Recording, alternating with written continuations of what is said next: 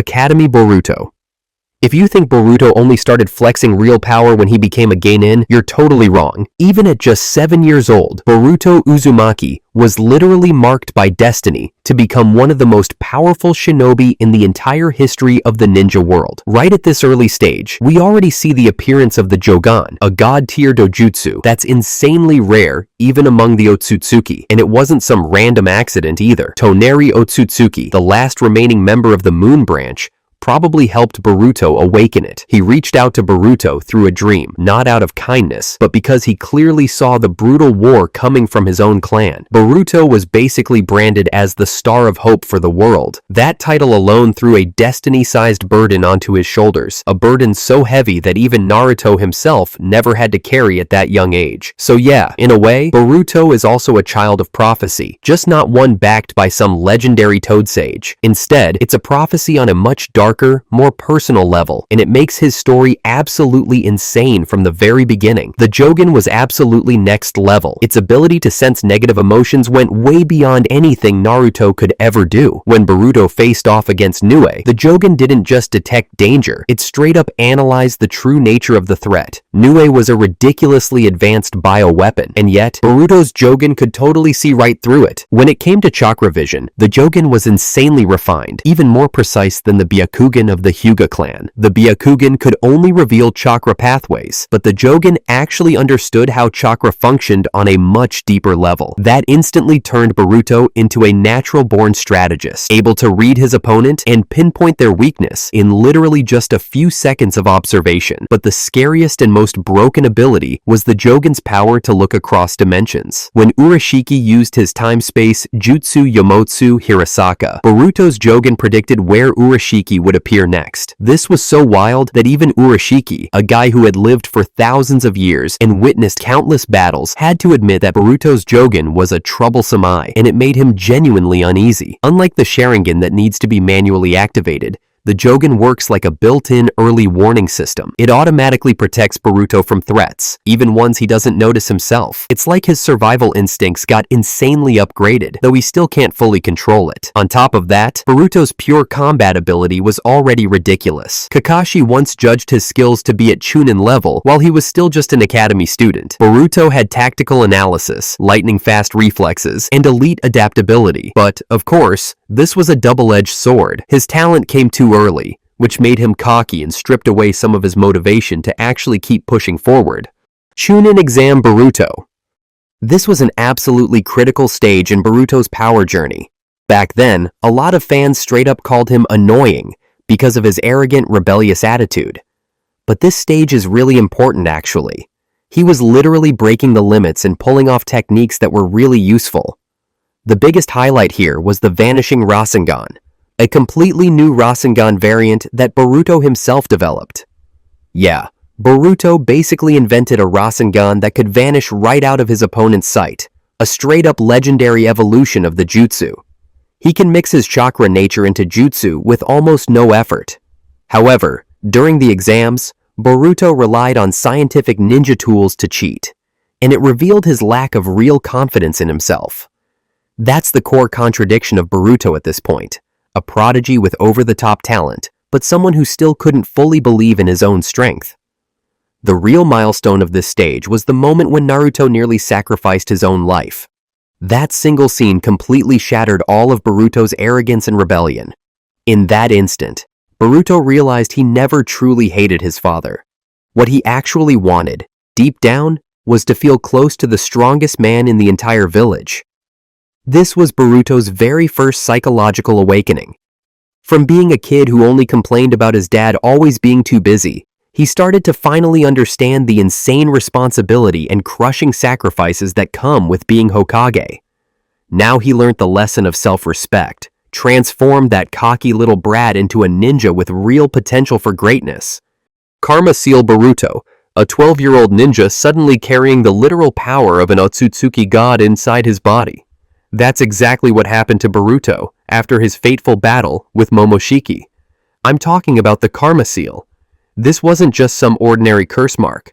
This was the complete backup file of Momoshiki himself, a ridiculously advanced biological system that was secretly rewriting Boruto's DNA cell by cell. The power boost it gave him was totally beyond imagination. We saw Boruto's strength and speed skyrocket to superhuman levels, turning him from a talented genin into a warrior who could actually throw hands with Chunin-class opponents. Even scarier than the raw physical boost was Karma's chakra absorption ability. Boruto could literally swallow any chakra-based technique, transforming deadly attacks into extra fuel for himself. But of course, there was a terrifying price hidden behind all this legendary power. Just like Orochimaru's curse mark on Sasuke back in the day, every single time Boruto used Karma, Momoshiki gained more control. This was an all-out survival battle between Boruto's own consciousness and the dominating will of an Otsutsuki god. And when Boruto's chakra ran low, that's the moment Momoshiki could fully take over, turning him into nothing more than a puppet under his control. The Karma Seal phase was Boruto's first true step into the realm of the gods. It was the beginning of a brutal journey, learning how to wield divine power without letting that same power completely consume him. Borushiki. This was it, the moment we were all waiting for. For the first time in Boruto's story, we saw the Karma Seal unleash its power, and it gave birth to one of the most terrifying forms, Borushiki. The battle against Boro was literally the birthplace of this nightmare form. Boruto's chakra runs completely dry, and that's when the gates of hell swing wide open. Momoshiki, armed with thousands of years of god-tier battle experience, suddenly takes full control of Boruto's body, a vessel perfectly suited to showcase his terrifying strength. The physical transformation alone was absolutely insane. The giant horns sprouting from Boruto's head symbolized the process of Otsutsukification happening in real time. That was the clearest proof yet that the Karma Seal had evolved into something dangerously unstoppable. And then there was the Byakugan, not the regular Hyuga version we all know, but the pure Otsutsuki Byakugan, an eye that could see through literally everything and dissect chakra flows with horrifying precision. Combined with Momoshiki's insane combat skills, Borushiki became a flawless destruction machine. Now we saw the insane combo of Boruto's raw technique mixed with Momoshiki's god-level battle experience. Against that, Boro, one of Kara's strongest members, looked like an absolute puppet. Borushiki dismantled him so easily, it was actually terrifying. Dude got shredded like he was nothing. But here's the twist that even Momoshiki didn't see coming. Every time Momoshiki went overboard with Karma and tried to absorb too much chakra, that very power backfired on him. And in those moments, Boruto could totally snatch back control of his own body. That stubborn, never-back-down spirit became Boruto's secret weapon. After that brutal showdown with Boro, Momoshiki really started showing his true colors through Boruto's body. The legendary moment we'll never forget was when Momoshiki pulled off that god-tier chakra concealment trick, sneaking up on Sasuke and destroying his Rinnegan, the single most powerful eye in the entire ninja world so far. That was a perfectly calculated strategy to eliminate the two biggest threats standing in the way of Momoshiki's plan to dominate the world. But the real explosion came during Boruto's battle with Code. For the first time ever, Boruto fully controlled the Karma Seal while in Borushiki state. With the help of Amato's special anti-Byakugan pills, Boruto turned himself into an absolutely busted warrior, rocking the divine combat experience of a literal god while still holding on to his own will. Boruto threw a single punch, and that one hit was so damn powerful it actually pushed back Code. Even Ada, with her insanely broken all-seeing vision and god-tier awareness, straight up doubted if Code could really win. But there's still a catch. Boruto's heavy reliance on Amato's anti-Byakugan pills shows that his journey is far from complete. Deep down, he's still fighting that internal war, balancing the godlike Otsutsuki power he wields and the human identity he desperately wants to keep. Then came the fateful moment. Boruto and Kawaki realized the harsh truth. The Karma Seal was the anchor chaining Momoshiki's soul to the living world. The only way to end it was to end Boruto's life before the Otsutsukification process could fully finish, and by doing that, erase Momoshiki forever. When Momoshiki kept hijacking Boruto's body over and over, Boruto and Kawaki made the boldest call. kill Boruto himself to stop Momoshiki from being reborn. Even when Momoshiki kept pushing to take control, Boruto still clawed back enough strength to team up with Kawaki for the final move. He literally let Kawaki pierce straight through his chest. No hesitation, no fear, just the ironclad resolve of a ninja who was totally ready to sacrifice his life to protect the entire world. Yeah, our boy was officially acting like a grown-up. 100% Otsutsuki. Alright boys, this is the absolute peak of Boruto's power journey. The exact moment he officially becomes a full-fledged Otsutsuki god. After his tragic death in the last stage, Momoshiki used the remaining 18% of his DNA to bring Boruto back to life, and that comeback flipped everything forever. Now Boruto is rocking 100% pure Otsutsuki DNA, 82% from Momoshiki through the Karma Seal, and the last 18% fully converted during his resurrection. This is a total biological transformation. Boruto literally crossed the line and joined the ranks of the Otsutsuki gods, standing shoulder to shoulder with monsters like Momoshiki and Ishiki in raw potential. What's insanely hype is Boruto's new Shinjutsu immunity. Remember Ada? That cyborg made from the DNA of Otsutsuki Shibai, the one with godly powers that forced everyone to fall in love with her?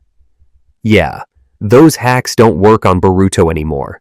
With his complete Otsutsuki status, he's totally immune.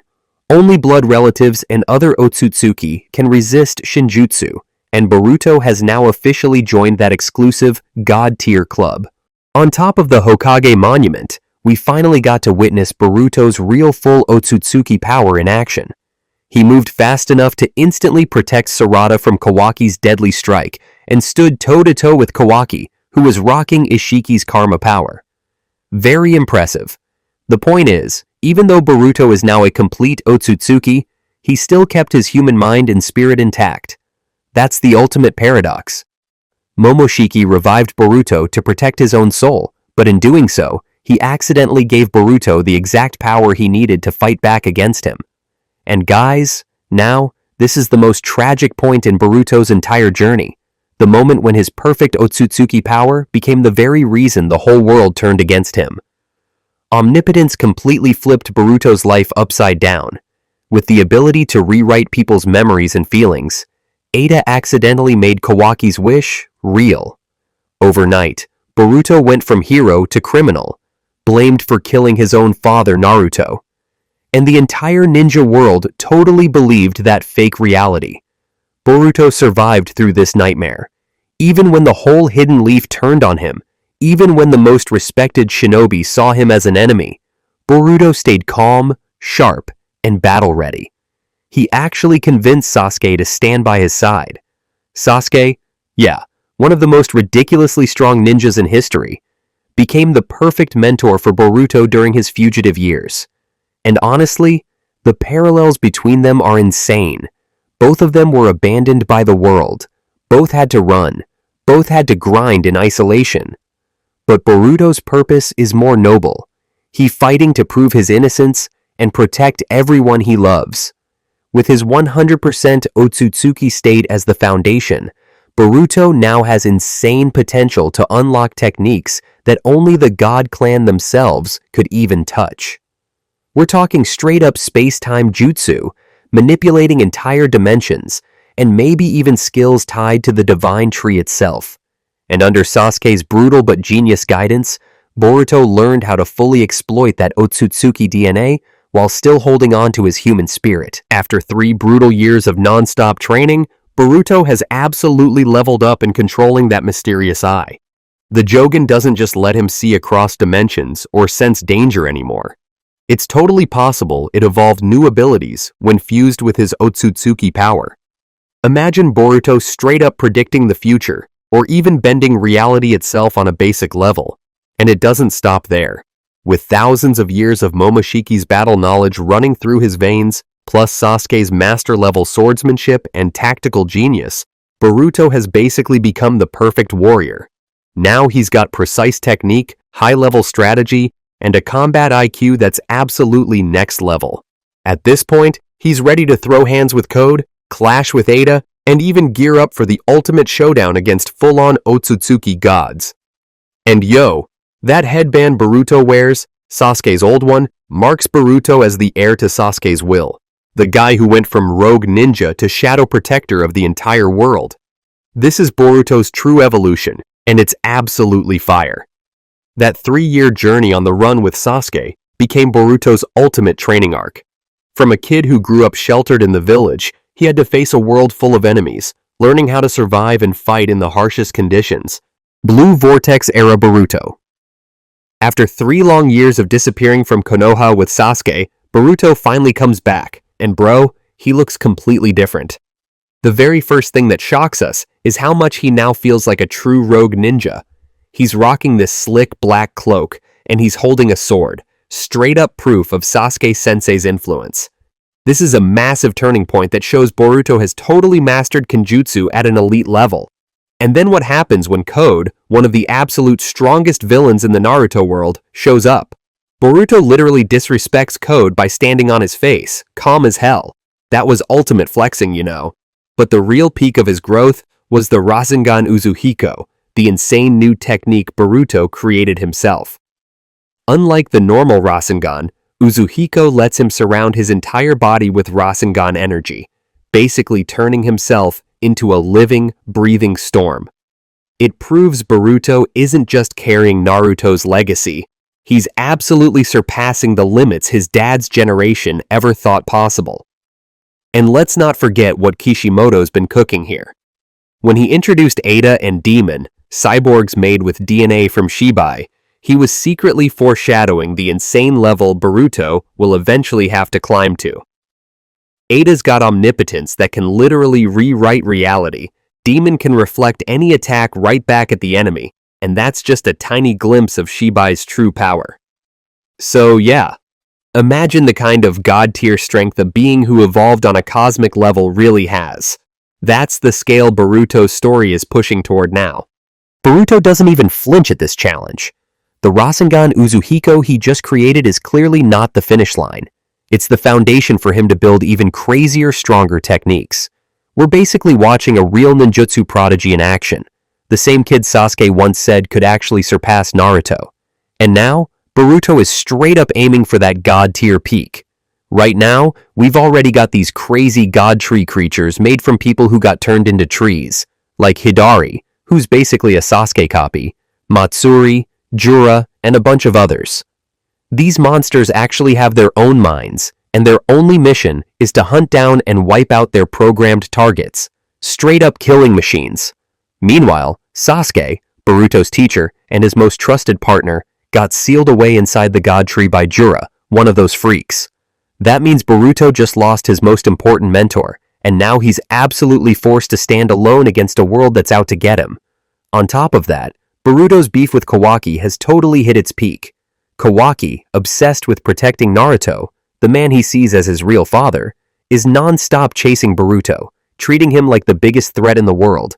And bro, in the latest twist, Boruto actually faced Momoshiki and cut a deal, trading power for control over his own body.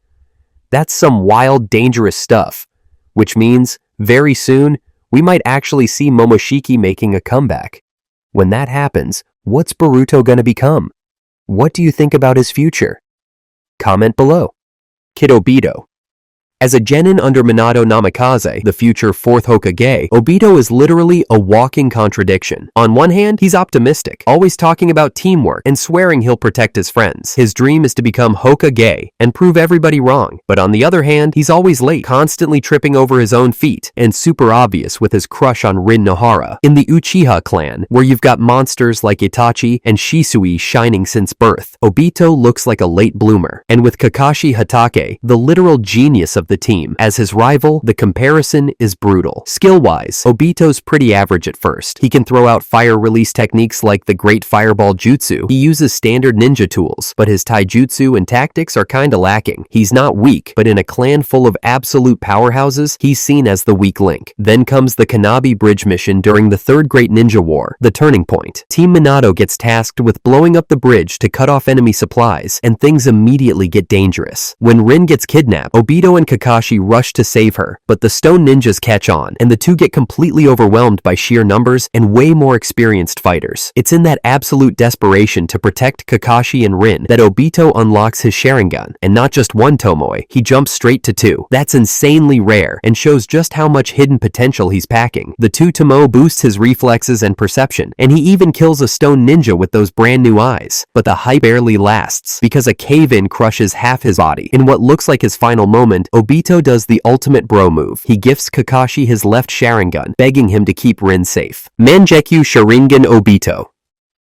After the disaster at Canopy Bridge, Obito Uchiha's story takes a brutally dark turn. The goofy ninja with dreams is dead, and what's left is someone on the path to becoming a straight-up tragic villain. When Obito wakes up in Madara's hidden cave, he's not the same kid with goggles anymore. Half his body is crushed beyond repair, rebuilt using Hashirama Senju's cells. His right side turns pale, scarred, and honestly looks almost alien. But those wood-release cells are insanely powerful. They give him superhuman durability, rapid healing, and stamina that completely outclass his old self. At this point, he still has his two Tomoe Sharingan, but under Madara's training, he learns to use it with deadly precision. He's faster, stronger, and sharper, but he's lost inside, still carrying that soft heart that wants to return to the leaf. The problem is, Madara's influence is always in the background, constantly twisting his mind. The real breaking point comes when Obito leaves the cave and sees Rin die right in front of him, killed by Kakashi's Chidori. That single moment shatters everything he believed in. The grief and rage explode, and Obito's Sharingan jumps straight from two Tomoe into Mangekyou, completely skipping the three Tomoe stage. That's insanely rare, and immediately, he unlocks his unique Mangekyou power, Kamui. Meanwhile, Kakashi also awakens his Mangekyou at the same time, but he straight up passes out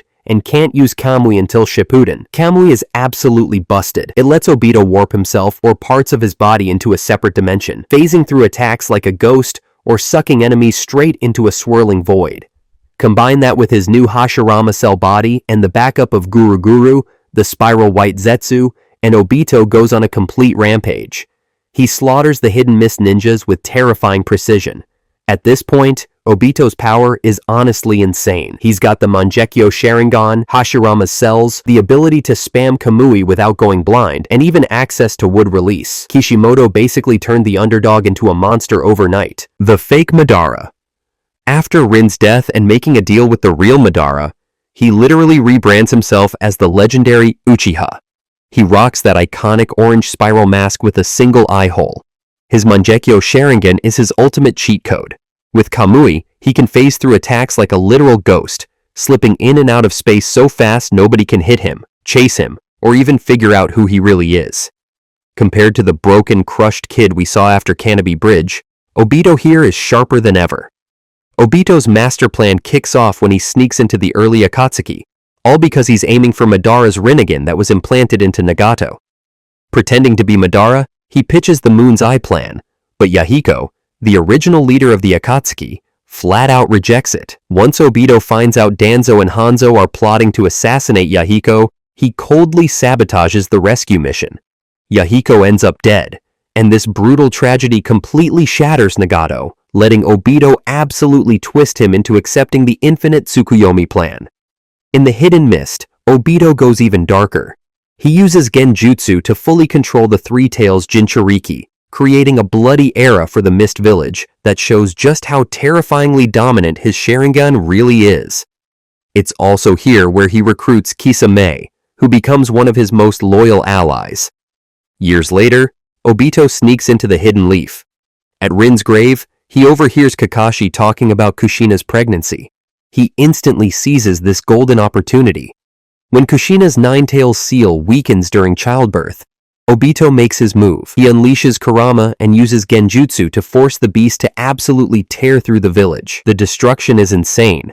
Minato and Kushina are killed, Naruto ends up with half the nine tails sealed inside him, and Konoha is left in ruins. Obito fights Minato during this attack, but yeah, Minato totally outclasses him and smacks him down, leaving a sealing mark on Obito. At this stage, Obito isn't quite stronger than his sensei, but the chaos he causes is absolutely devastating.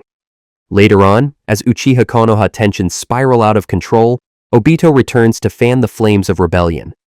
But he gets spotted by Itachi.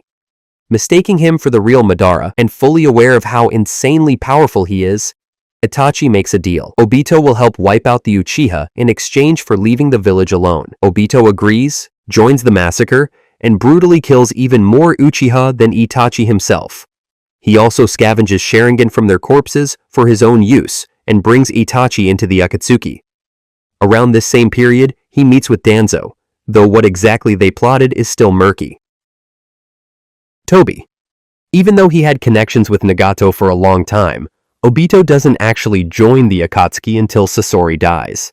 Or at least, that's when he does it publicly. He takes Sasori's ring and officially becomes Deidara's new partner. And yeah, while he still claims he's Madara, he hides behind the goofy Toby act, playing dumb to mask his real identity from the rest of the group. Working with Zetsu and the other Akatsuki members, Obito masterminds the tailed beast hunts. His strategies absolutely outshine even Pain's raw firepower, proving just how insanely sharp his mind is. One of his boldest moves as Toby comes when he teams up with Deidara to capture the three tails. After Sasuke's fight with Itachi, Obito wastes no time. He approaches the young Uchiha, reveals himself as Madara, and drops a heavy tale about the Uchiha clan's bloody history. This speech is so twisted and convincing that it totally fuels Sasuke's hatred toward Konoha, pushing him deeper into the darkness. Obito's words are straight-up venom, twisting Sasuke's grief into a weapon, just like Madara once did to him. He pushes Sasuke into going after the Eight Tails and even briefly folds Team Taka into the Akatsuki, handing them those iconic black cloaks. But when Sasuke fails to capture Killer Bee, yeah, obviously, Sasuke at that point is way too green to take down a perfect Jinchuriki, Obito doesn't stop. He manipulates Sasuke into going after the 5 Kage summit. And come on, if you can't handle one Jinchuriki, trying to take on 5 Kage is straight up reckless. Sasuke gets absolutely crushed. Sasuke is almost killed, but Obito saves him at the last second, warping him away with Kamui. Before leaving the summit, Obito demands Naruto and Killer Bee, the 2 final pieces for his Moon's Eye plan. But when the Kage flat out reject him with unshakable resolve, Obito declares all-out war and launches the 4th Great Ninja War. Later, Obito takes Sasuke straight to Danzo, giving him the perfect chance to take the old man out. Obito is thrilled watching his pawn power up. Sasuke even manages to develop Susanoo properly. After killing Danzo, Sasuke is almost blind. That's when Obito steps in and transplants Itachi's eyes, unlocking the eternal Mangekyo Sharingan. This makes Sasuke insanely stronger while tightening Obito's grip over him. At this stage, Obito stays mostly in the shadows, manipulating Akatsuki and pulling Sasuke's strings from behind the scenes. He rarely fights directly and almost only relies on Kamui, not because he isn't strong, but because he's carefully waiting for the right moment to fully unleash his true power. 1 Rinnegan Obito. After declaring war on the 5 Kage, Obito steps into the most dangerous phase of his entire journey. At this point, he drops the goofy Toby mask and fully reveals himself as the enemy of the entire ninja world. To prepare for the 4th Great Ninja War, he absolutely needs to claim the Rinnegan. Why? His Mangekyo Sharingan is strong, but it only really gives him Kamui and a handful of other jutsu. The Rinnegan is on another level. With it, Obito can access the 6 Paths techniques, control the Gedo statue, the empty shell of the 10 Tails, and most importantly, bring back the 10 Tails itself to launch the infinite Tsukuyomi. To do that, he has to recover the Rinnegan from Nagato's body. And when he heads to the Rain Village, he runs into Konan. The battle between Obito and Konan is a perfect showcase of how preparation can absolutely overcome raw power. Konan knows Obito's weakness. Kamui's intangibility only lasts for 5 minutes, so she sets up a trap with 600 billion paper bombs, engineered to keep exploding non-stop for 10 whole minutes. Her plan is genius. If Obito can't stay intangible the entire time, he's forced to take damage. And if the attack lasts long enough, there's no way he can escape the blast zone. This is the first time since Minato that we see someone genuinely threatening Obito in direct combat, and Konan absolutely earns that respect. But Konan didn't know about Izanagi, the forbidden Uchiha jutsu that lets the user literally rewrite reality for a short time, at the cost of permanently losing one Sharingan. Obito sacrifices one eye to survive her insane paper bomb attack. And if you're wondering why he still had spare eyes after burning one out, well, that's because this dude had a whole eye bank stocked up from the Uchiha downfall. So yeah, he flips the fight, traps Konan in a genjutsu, finds Nagato's location, and kills her right after. With Nagato gone, Obito finally claims the Rinnegan. He implants it in one eye and stores away the other, since his body can only handle one at a time. This is where we get White Mask Obito, rocking Madara's legendary war fan, the Gunbai. The Rinnegan sits in his left eye, while his right eye stays as a Sharingan for Kamui. The result? A deadly asymmetry. Left eye for Six Paths powers, right eye for phasing hacks. With the Rinnegan, Obito gains access to all Six Paths abilities. But Obito doesn't use them like Nagato did. Instead of creating 6 pain corpses, he revives 6 Jinchuriki with Edo Tensei and controls them as his own 6 paths. That's absolutely broken, because each Jinchuriki still fights with their tailed beast's power. When Obito finally faces Naruto, Kakashi, Guy, and Killer Bee all at once, it's the first time he's forced to fight seriously against multiple top-tier enemies. The battle shows off his insane tactical genius, combining Kamui with the Rinnegan's versatility. He uses Kamui not just to dodge, but also to totally mess with positioning, vanishing from one attack, and instantly reappearing behind an opponent to smash them with the Gunbai. Eventually, Naruto shatters his mask, exposing Obito's true identity. That reveal hits hard, especially with the old teammates reacting to who he really is. And this stage ends with the ultimate power-up. Obito resurrects the Ten Tails, absorbs it, and transforms into Jubito. From the very start, Madara's plan was simple. Obito was just a pawn. Once the Ten Tails came back, Madara would step in and become its Jinchuriki. But Obito had been plotting and grinding for years, waiting for this exact moment.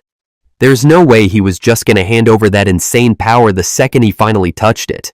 Him absorbing the Ten Tails himself, instead of letting Madara control it, was basically his first huge act of rebellion against the guy who manipulated him his whole life.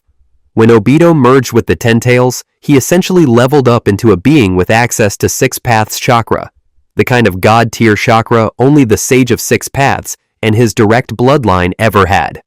This transformation into Jubito is easily one of the most dramatic and hype power-ups in the entire series. His whole body completely changed.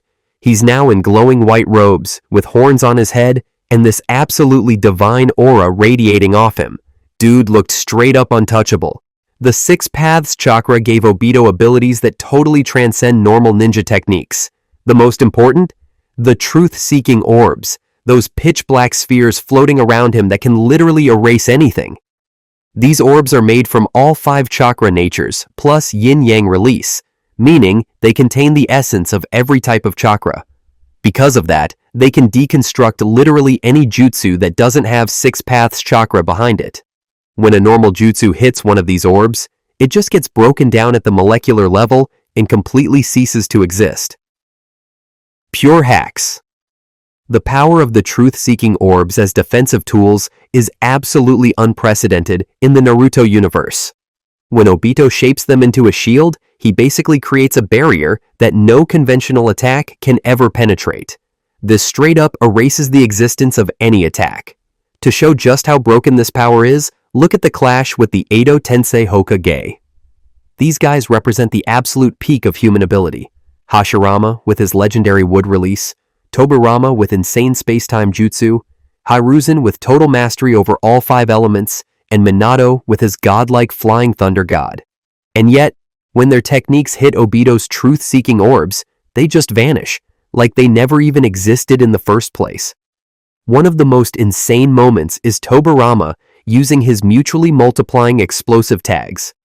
This jutsu can theoretically create infinite explosions. Remember, Conan's paper ocean with 600 billion explosive tags almost killed Obito before, but Tobirama's technique is even more destructive in scale and duration, and Jubito survived it effortlessly, barely breaking a sweat, proving that Six Paths power operates on a completely different level, compared to any conventional ninja ability. Then you've got Hashirama's acknowledgement that Obito is stronger than him with the 6th chakra. That's insanely significant. Hashirama was considered the strongest ninja in history up until this point, the man who could subdue all 9-tailed beasts at once. For him to admit inferiority? That shows just how absolutely massive the gap is between regular ninja powers and 6th abilities. But there's a turning point. Naruto discovering that the truth-seeking orbs can actually be countered by senjutsu, and understanding why is crucial. Senjutsu chakra is formed by combining spiritual energy and physical energy with natural energy from the environment. This makes it fundamentally different from normal chakra. Natural energy exists outside the usual chakra system, meaning that techniques boosted by senjutsu have elements that the orbs can't completely break down. When Naruto uses Sage Mode to attack, his jutsu don't just rely on chakra manipulation. They're empowered by natural forces themselves. That's why they can bypass the orb's seemingly absolute defense. The orbs simply can't nullify that type of energy. Still, senjutsu doesn't make Naruto equal in raw power to Obito. It just gives him a way to actually damage him instead of watching all his attacks get erased. And while all this physical chaos is happening, the psychological side of the fight is just as important. Naruto's infamous Talk no Jutsu comes into play again, his ultimate technique, with like a 95% success rate whenever things are at their bleakest. The allied shinobi forces, thousands of ninja from different villages, unite and fight together in perfect coordination. This unity directly challenges Obito's belief that humans are selfish and incapable of working together. It's living proof that the world he wanted to destroy still holds real goodness worth protecting. Finally, after the tailed beasts are ripped out of Obito, he accepts defeat and decides to turn back, to stand with his former enemies, now allies. Duo Mangekyou, Sharingan Obito. After Madara became the Tails Jinchuriki, he ripped the Sharingan straight out of Kakashi, went into the Kamui dimension, stole Obito's Rinnegan, and then threw a Sharingan back to him. This was a huge turning point, because for his entire life, Obito had been fighting with only one eye. Now, for the first time, he could finally unleash the full potential of the Uchiha bloodline. After being separated from the Ten Tails, Obito woke up in a world already swallowed by infinite Tsukuyomi. That's when Kaguya appeared, and Black Zetsu revealed itself as the true manipulator behind everything. Obito finally realized the Moon's Eye plan was never his. It was just a tool serving an ancient evil force, and he felt an overwhelming responsibility to fix the mistakes he made. Now that he had both Sharingan, his Kamui power got absolutely supercharged. His speed with Kamui literally doubled, and he could sync with Kaguya's dimensions, something impossible with only one eye. Inside Kaguya's dimension maze, Obito used Kamui over and over, scanning different spaces to locate Sasuke. But every single use came at a brutal cost. The chakra drain was insane, and even with Hashirama's cells keeping him alive, his body was constantly breaking down. His eyes bled non-stop from the insane strain. Sakura had to stay by his side, healing him and pumping chakra into him just so he could keep going. Obito was basically gambling his life every time, trying dimension after dimension, until finally, he managed to bring Sasuke back to Naruto's side. That reunion was critical, because only together could those two seal Kaguya. Then came the ultimate sacrifice. When Kaguya fired her all-killing ash bones, an absolutely fatal, inescapable attack, Obito used Kamui to warp the attack away, taking it into his own dimension. He shielded Kakashi, fully accepting death. This was the perfect redemption moment. In the past, he had failed to save his best friend, and now, he saved him again, completely. And even after death, Obito still wasn't done helping. His spirit passed on both of his Mangekyou Sharingan to Kakashi, along with the leftover 6th chakra inside him. This gave Kakashi the insane ability to use perfect Susanoo and both long-range and close-range Kamui in the final battle, helping deliver the finishing blow against the ultimate final boss.